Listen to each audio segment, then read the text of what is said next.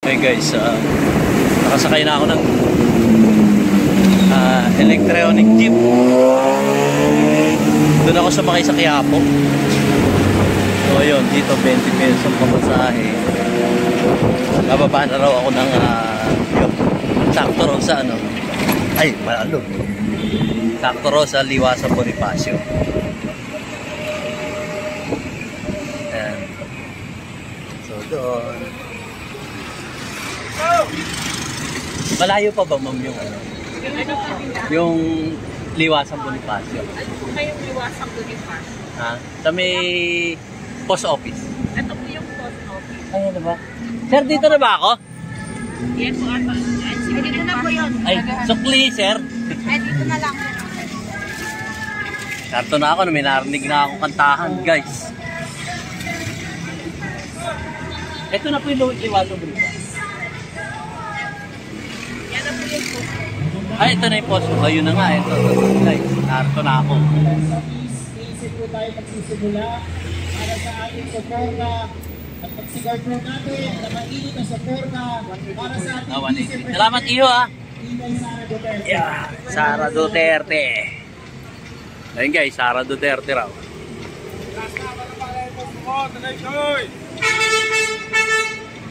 Sir, saan ang entrance ng Liwasan? Ito. Gas mga Kalaban, Lemos. Kaya mo. Kalaban. Sir, saan ang pasukan nun? Yun doon. Ay, ari.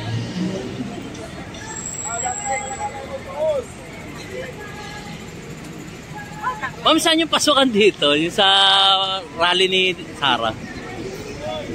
Wala po. Ayan lang po, ganyan lang. Yan lang. Ah, walang entrance. Wala po. Oh, sige, salamat. Guys, naharap na tayo.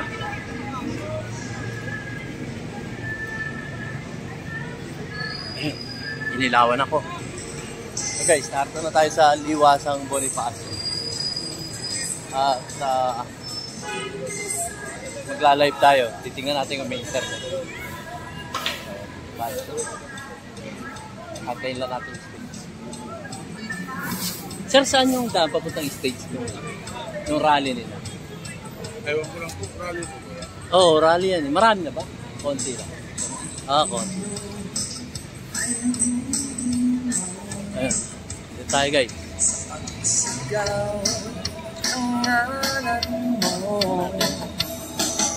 Ito yata yung Ito yata si ano? Andres Bonifacio. Yata, lapit-lapitan nga natin si Andres Bonifacio. Alam ko yan yung monumento eh. Ito na nga, yung monumento ni Bonifacio. Ayan. Diba? Lapitan natin. Hindi ko lang alam kung saan yung stage. Yun. So dito, ito pala yung post office oh. Sinasabi nilang tapat ng post office. So speaker pa lang yung nakikita ko. So yan.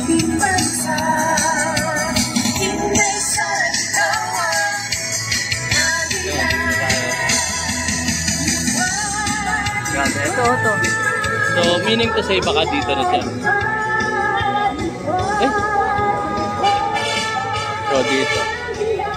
So guys, maya iano ko siya, ilalive ko siya at meron naman din internet.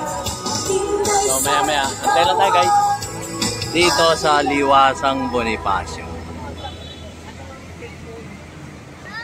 Yan. Ang sabi nga nila guys, kahit sino mag-welga rito, hindi na kailangan ng permit sa City Hall. Yun ang sabi, alam ko. Kahit sino.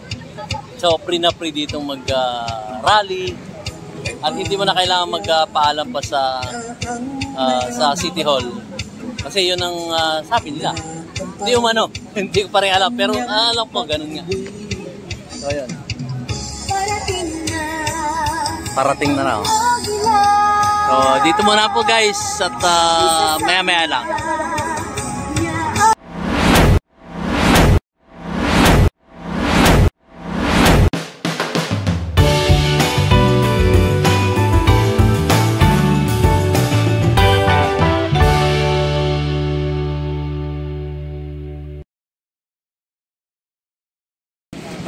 gabi.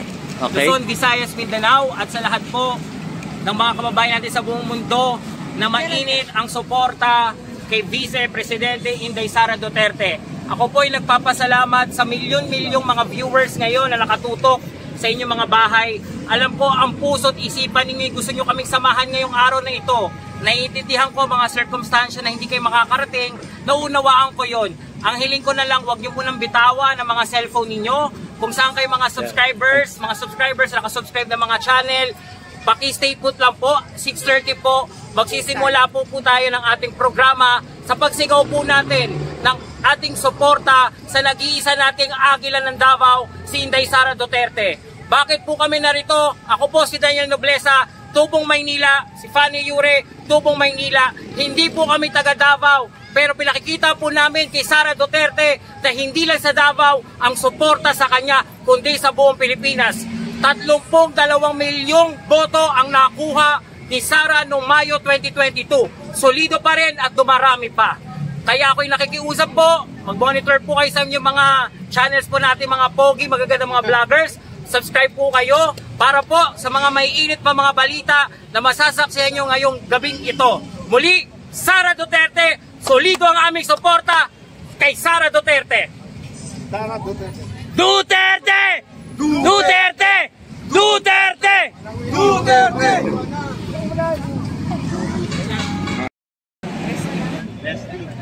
Leslie po. Opo. So maraming salamat po na. So medyo emotional kayo din, naluluwa-luwa pa kayo ako Kilala ko ng Peroy. Opo. Pag ako nagsalita, mula sa puso. Opo. Mahal ko si Sara.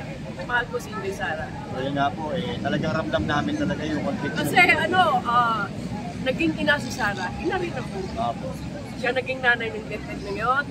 Nakatulong siya sa mga estudyanteng mahihirap. Sana ipagpatuloy niya yun. Huwag siyang magpapadala sa pangungutya ng tao, sa pagbabakugas ng tao. Pagbigyan natin siya. Tungtungan ko po yung kakanto niyo na kanina, no? Kasi dating issue na yun, yung kay Las Cañas, binabalik lang ngayon, nire-recycle. Sabi nga ni BP Sara, bagong script daw. No? So dati wala naman si BP Sara dyan, ngayon dinadamay nila. Alam mo kung bakit? Dahil hindi nila kaya. Tumpak! Tumpak yun! Yun ang totoo doon. Kaya nga sinasabi ko sa iyo, pag katulad ng sila, madalas ko sinasabi, kapag ang puno hindi sa bunga, pinupuno nila. Yun. Opo. Inggit! Number 1, inggit! Yun ang numero 1 talaga. Pag inggit kayo, pikit! Ayan, marami na nanonood sa atin. Gumawa kayo ng kabutihan sa kapwa nyo para maging legacy ng buhay. Para mahaling kayo ng kapwa nyo. Diba? Yung pa, isa. Oo. Mamahalin kayo ng kapwa nyo, ng taong bayan. Mamatay ka man, hindi ka duduraan. Ipakita mo yung gawa, hindi lang gawa. Tama yun, tama yun. Hindi lang Ako, salita. senior citizen na. May ginawa ko sa barangay ko, may ginawa ko sa bahay ko. May gagawin din ako. Opo. Bago man lang ako mamatay, mawala sa mundo. Inday Sara ang lumalatay sa puso. Okay. So, maraming salamat po sa pagsuporta. At sama-sama tayo. Sama-sama tayo ng dulo. Yan. Shoutout po sa inyo natin. Panawagan ni Mayor Basti Duterte na mag-resign BBM. Wala na siya kapamahal sa bayan. Madalas naman ganun ang ginagawa nila. Kanya-kanyang history yan. Madalas naman ginagawa nila. Pero pa man si Marcos, Kasama kayo ni Elise. Resign ba si Marcos? Hindi. Dahil mahal ni Marcos ang bayan natin. Ganun din dapat si Sara. Huwag siyang mag-resign. Matunayan niya, hindi siya nagkamali sa ginawa niya. Doon ayaw niya magpapakatulad sa atin. Ayaw niya pupigilit ng mga siya. Nandiyan na siya, nakaupo na siya. Isulong niya ang kabutihan niya sa kapwa. Ang pagmamahal niya sa tao. Yung ano, ito kasi, yung ano napanood ko yung sinabi ni Mayor Basti Duterte na mula na pagmamahal sa BBM sa bayan ay mag-resign na lang kami ng president. Ano pong Ano pong kumipili sa main mensahe totoo lang. Isa ako sa supporter. Sakali man, ganun ang nararamdaman ng tao na dapat mag-resign siya dahil wala na siyang ginawa. Yun ang salita nila, hindi ako. Pero dapat pagpigyan muna natin yung tao. Kasi sandaling taon pa lang kami sa isang taon pa kami sa pangko. hindi pa naman tapos ang termino niya para kapatunayan niya na dapat siyang buko. Huwag naman niyang sayangin ang boto ng mga sambayan ng Pilipinas. Sa kaliman, yun ang opinion nila na pag-resignin nila si BBM. Sa kanila yun. Pero sa akin, wag muna. Kasi hindi naman lahat ng opisyalis na umupo agad-agad. Ano yun? Ding, bato, darna, magic. Lahat nasa kamay mo na, gagawin mo. Hindi, wag. Pagyan mo natin, gumawa sila ng kabutihan. Dapat mahalin nila yung tao. Ninuklok nila para magsilbi. Huwag naman ganun. Pagyan natin. Bakit sino man sa inyo? Uy, wag yung love at first sight. Pagkatapos, hiwalay agad, di ba? Dapat pag-aralan nyo mahalin ang isang tao. Mahalin nyo yung bayan nyo. Mahalin nyo yung kapwa nyo. Magtanim kayo ng pagmamahal. Hindi puro galit ang nasa puso nyo. Diba? Sige, Kapina, salamat. Thank you po, ma'am. Ito, monumento ni Gat Andres Bonifacio.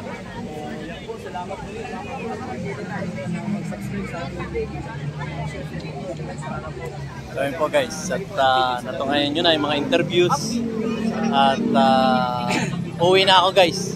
Medyo malayo-layo pa yung pupuntahan ko, so maraming salamat po sa aking mga viewers at mga subscribers na patuloy na sumusuporta sa inyong lingkod, DIYKKB Informative.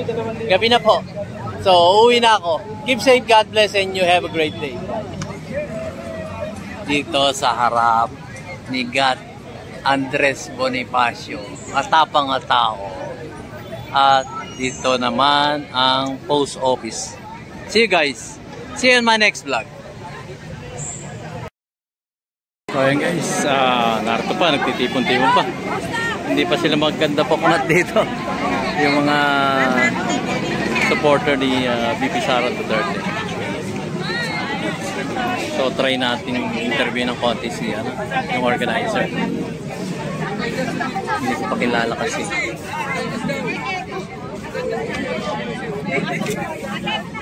Sir, pwedeng ma-interview kapraso lang?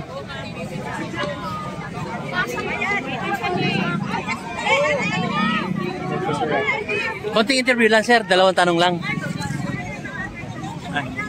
Ha sir? So sir, ginanap itong peaceful rally na to. Kailan po pwede natin kasunod dito? Di pa natin alam kung patuloy pa rin ang paninira kay VP Sara, masusundan pa to. Okay. Pero kung titigil na sila, wala na. Oo, sige. Basta ilang hiling namin. Iris, sumama ka sa amin. So sa Facebook account niya sir, anong po pwede namin i-follow? I-follow nyo po yung Inday Sara na sa yung page ko. Doon po kami magbibigay ng mga aming update hinggil po doon sa ating susunod mga aktibidades. Tsaka paki-search po yung Daniel Noglesa.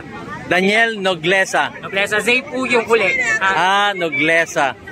Sige, thank you sir Daniel. Ayun. So, na-interview natin ang kapraso, Sir Daniel Noglesa. Wait lang, ito muna. Yes. Sige, mag-picture tayo. Sinong picture? Sino mag-kudak? Kailangan tatiin. Ayun, picture taking sila. Ganun. Ako hindi na ako picture taking. Ganito na lang. Makikita naman yun dyan. Ayan guys, so, yun. Sino mag-picture? So yun lamang po guys at maraming salamat po sa inyong panonood ng aking munting YouTube channel DIYKKB Informative at sinasabi ni DIYKKB Informative, keep safe, God bless, and you have a great day. See you on my next vlog guys. Ito, si Daniel Noguera para sa mga susunod na update. So, dito tayo sa harap ng post office.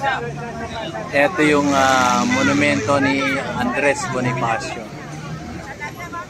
Atapang-atao.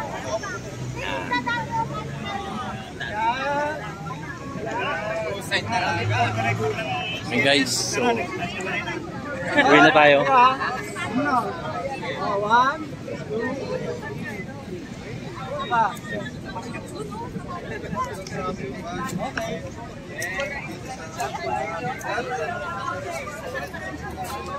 Okay guys, so uwi na tayo.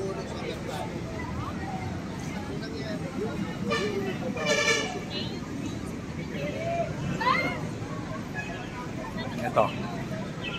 Monumento ni Gat Andres Bonifacio. Yan siya.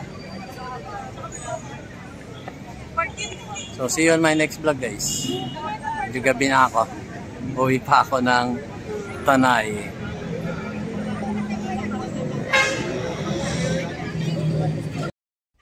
So, yun guys. So, natunghayan nyo na. At kauwi ko lang. At hindi po ako magsasawang pag may mga ganyang rally o event, bibigyan ko kayo ng update. Yung totoong update. Yung totoong nangyayari. Yun po ang ipararating ko sa inyo. So, dun sa nangyaring rally na yon, ang komento ko lang po ay ganito. Ako po ay napagod at nalungkot. Yun po ang aking naramdaman, napagod at nalungkot ako. Yun lang po ang aking masasabi. Nagpapakatotoo lang po ako sa aking sinasabi. Napagod ako at nalulungkot ako. So, hindi pa rin tayo titigil na iparating sa inyo kung ano man ang nagaganap sa ating kapalibutan dito sa ating inang bansang Pilipinas. So, yun. Napagod po ako at nalulungkot po ako sa nangyari. Pero hindi pa rin po ako titigil kung may rally si BBM, kung may rally ang ating PRRD, kung may rally ang ating BP Sara. At nabalitaan ko, ibibigay ko po sa inyo ang tunay na mga pangyayari. At ako po mulit-muli sinasabi ko, ako po ay walang pinapanigan. Ang tangi ko lang pinapanigan ay yung may nagagawa sa ating inang bansang Pilipinas. Yung may nagagawa na mapabuti ang bawat isang mamayang Pilipino dito sa ating inang bansang Pilipinas. So maraming salamat po. Again, ang komento ko po ay napagod po ako at nalulungkot po ako. Maraming salamat po. At sinasabi ni DIY KKB Informative, huwag po tayong mawawala ng pag-asa. Darating din ang liwanag ng buhay sa isang bawat mamayang Pilipino dito sa ating inang bansang Pilipinas. Maraming salamat po. See you on my next vlog. Ako po talaga'y napagod at nalulungkot. Paumanhin po. Thank you. Maraming salamat po.